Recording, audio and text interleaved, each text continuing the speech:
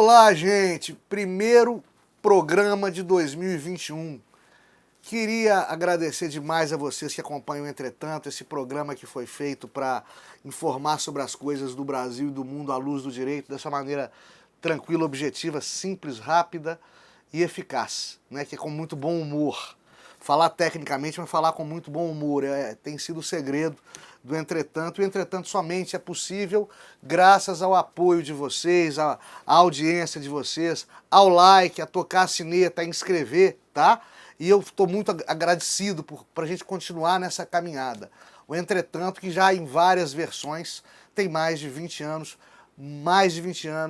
entretendo e informando sobre o direito dessa maneira legal e gostosa, esse bate-papo ameno. Muito obrigado, tá? Feliz ano novo para todos nós. Será um ano de muitas mudanças. Então dá o seu like, inscreve no canal e vamos tocar o barco, que tem muito assunto hoje.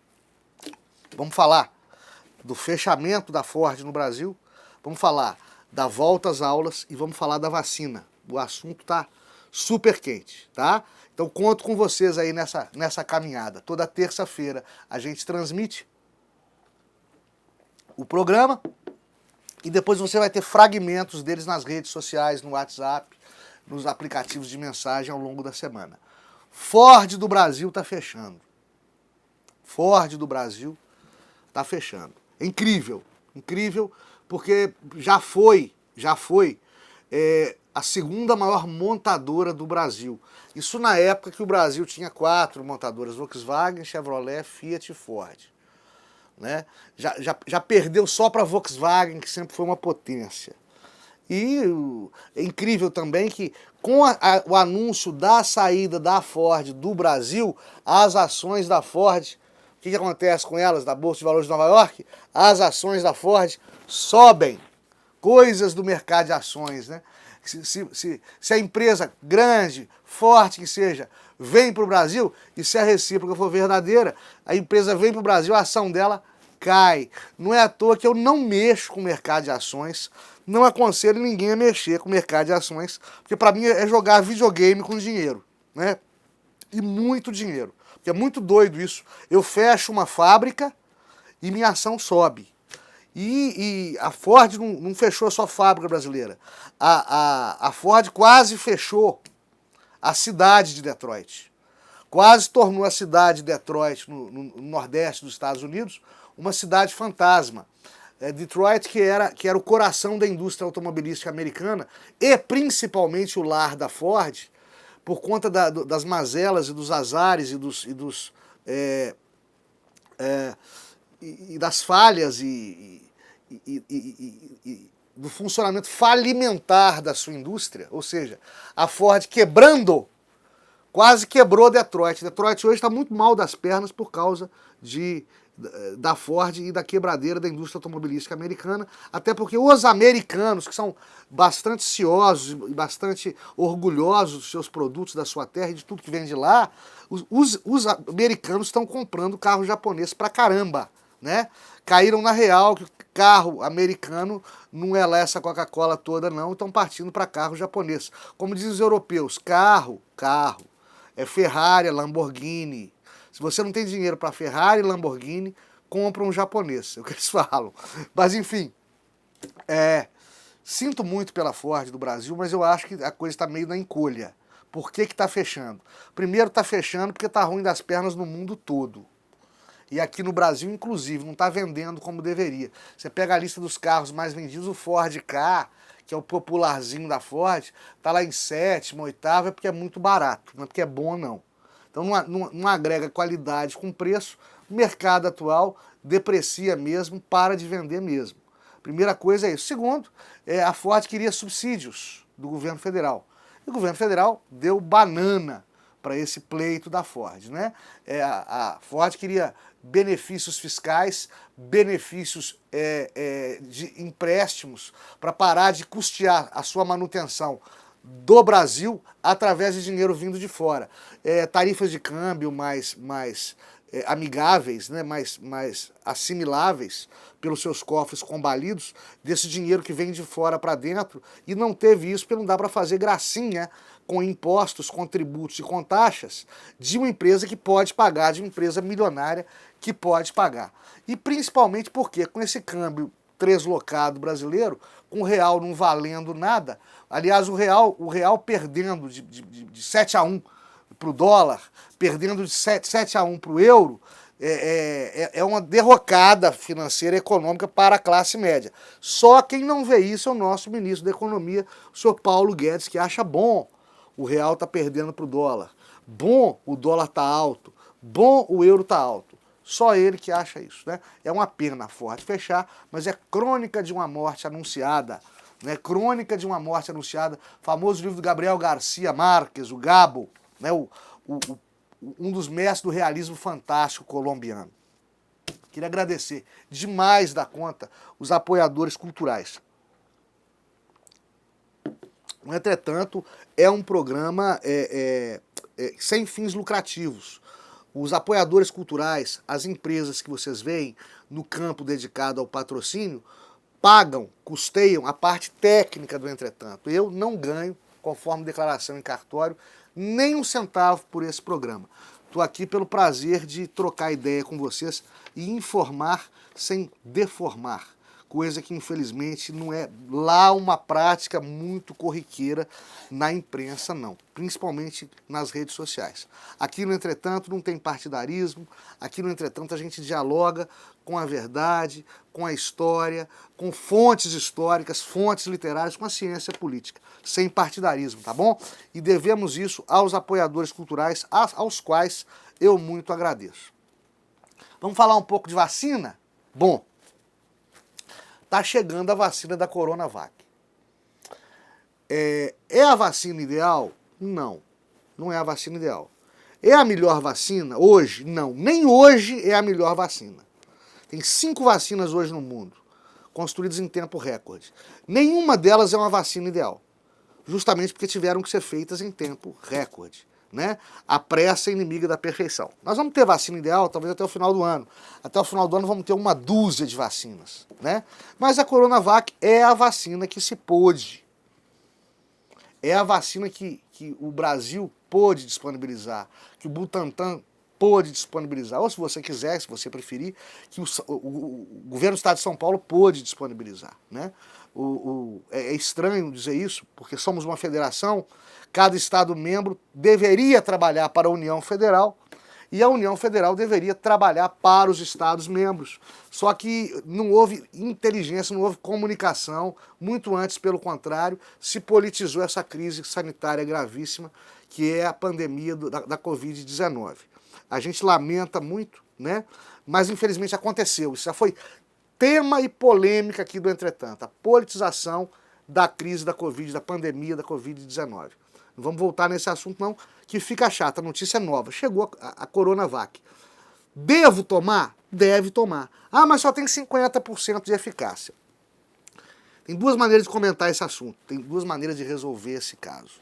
A primeira delas é fazendo piada.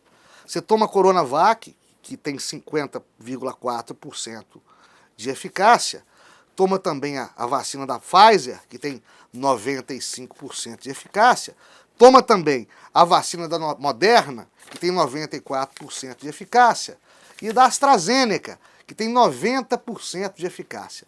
Você vai estar com 320% de eficácia. Você vai estar super imunizado.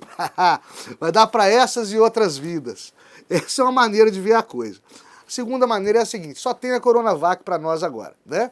O Instituto Butantan se contingenciou, fez o dever de casa que deveria ter sido feito em todo o país via governo federal e nós temos a Coronavac. Esse número humilde de 50,4% esconde o fato de que, na verdade, muito embora se diga matematicamente que só metade das pessoas que tomarem essa vacina vai ficar de fato imunizada, e é isso que o número mostra, e o número não mente, 50,4%, né, a metade, só metade que vai estar plenamente imunizada, esse número oculta um outro fato muito bacana, que recomenda o uso da vacina, que mesmo aqueles que não ficam imunizados, ao tomar a vacina da Covid, mesmo aqueles que não ficam imunizados, se contaminados, eles vão ter uma resposta menos grave para o vírus. Ou seja, diminui de maneira exponencial os casos sintomáticos graves, as síndromes respiratórias agudas graves decorrentes do coronavírus. Aí sim, até 100%. Ou seja, a Coronavac imuniza só 50%. Mas ela inibe os casos graves com eficácia praticamente absoluta. E repito, é a vacina da vez. Então não adianta chorar, não adianta reclamar. Nós estamos mostrando o nosso subdesenvolvimento. O primeiro mundo está todo sendo imunizado por vacina melhor, por vacina mais top. Né? A Itália, que é um Brasil melhorado, que é a Europa do Sul, que é uma Europa mais latina, que é uma Europa mais, entre aspas, bagunçada, mais próxima do dia a dia de nós brasileiros. A Itália, até abril, está 100% da população imunizada. Portugal, em algumas semanas, imuniza 100% da população. Cai o pano do nosso despreparo terceiro-mundista, né? O Brasil está mostrando que está a léguas, a quilômetros de distância do primeiro mundo devido a essa sua falta de contingenciamento, falta de planejamento, falta de combinar com governos de estados e municípios o enfrentamento a esse vírus fatal e macabro. Faltou muito isso para o governo brasileiro. Não estou procurando culpado, não. Porque eu sei que o nosso gestor máximo, que é o presidente da República, foi muito atrapalhado externamente. Por outros poderes, por mídia, por opositores, etc. Mas ainda que atrapalhado, ele sabia que ele seria atrapalhado. Eu conversei com ele pessoalmente pouco tempo antes das eleições que ele ganhou em 2018, e ele falou comigo, como fala com todo o pessoal que bate papo com ele mais íntimo, mais retraído, mais na privacidade, mais em off, né?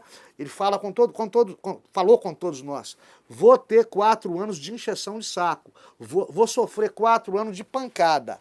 E está sofrendo. E sabia disso, o presidente Bolsonaro sabia disso. Quer dizer, ele não sabia que viria a Covid. Isso foi um presente de grego para todos os governantes do mundo.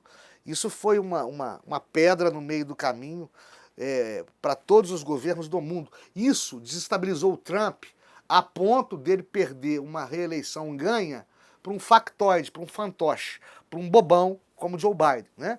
Então, assim, pegou de surpresa Bolsonaro e todos os líderes do mundo e toda a população mundial a Covid. Mas o enfrentamento que o Bolsonaro teria que ter com seus opositores, com grande parte da mídia, isso o nosso presidente da República não pode dizer que foi pego de surpresa. E não pode jogar nisto a culpa de suas mazelas no enfrentamento da nossa crise sanitária. Temos que tomar vacina, tá? 2 indagações. O governo federal pode confiscar vacina? O governo federal pode pegar a vacina no Instituto Butantan e distribuir? Isso aí vai depender muito do Poder Judiciário. Leia-se STF, tá? Porque a competência para regular a matéria de saúde pública, matéria sanitária, direito à saúde, é concorrente. Os 3 entes federados, União, Estado e Município, podem legislar, podem regulamentar, podem mandar na matéria. E aí competirá ao STF, se provocado for, dizer se o Butantan, o governo do Estado de São Paulo, tem ou não tem o dever de ceder vacina para o governo federal. Por enquanto está se resolvendo diplomaticamente. Por enquanto está se resolvendo amigavelmente. Vamos ver lá para frente o que nos reservam aí as cenas dos próximos capítulos. Segundo ponto, sou obrigado a tomar a vacina? A vacina no Brasil é obrigatória por lei federal desde o governo Figueiredo. A bem da verdade, nunca se precisou obrigar ninguém a tomar vacina, porque sempre foi uma coisa bastante estúpida um cidadão se recusar a tomar vacina. Mais estúpida ainda, o governo sancionar, punir, castigar o cidadão porque se recusa a tomar vacina. Isso é uma coisa impensável no mundo moderno. Mas a lei federal está aí. A vacinação é obrigatória. Vacinação obrigatória, todavia, eu já expliquei isso para vocês aqui, não significa vacinação compulsória. Da vacinação compulsória, o sujeito é obrigado, é carregado, é conduzido a fórceps até o local de vacinação. Ou lhe é imposta a vacinação onde quer que se encontre. Não é disso que estamos falando. Na vacinação obrigatória, o sujeito sofre sanções outras, indiretas, né?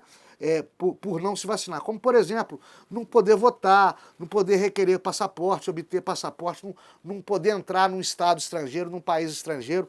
Esse tipo de sanção pode ser aplicado ao cidadão que se recuse a ser vacinado. A vacinação é obrigatória no Brasil desde João Figueiredo, desde a década de 80. Ela não é compulsória, tá bom?